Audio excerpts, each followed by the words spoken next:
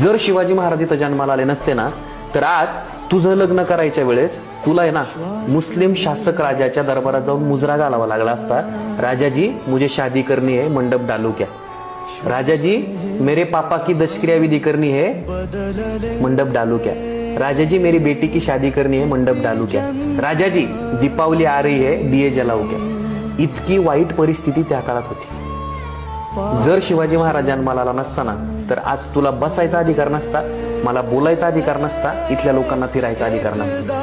तू आज भारत देशाच्या बाहेरचे जे मुस्लिम शासक प्रदेश आहेत ना, त्यांच्या कधीतरी जाऊन बघ. इराक, कझाकिस्तान, अफगाणिस्तान. काय अफगाणिस्तानच्या क्रिकेट बोर्डाचं फंडिंग काढून घेतलं.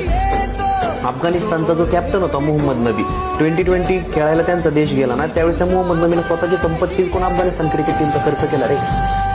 का तर तिथं पहिल्यापासून मुस्लिम शासक आहे. आपल्याकडे मुस्लिम शासक भारत देश जिंका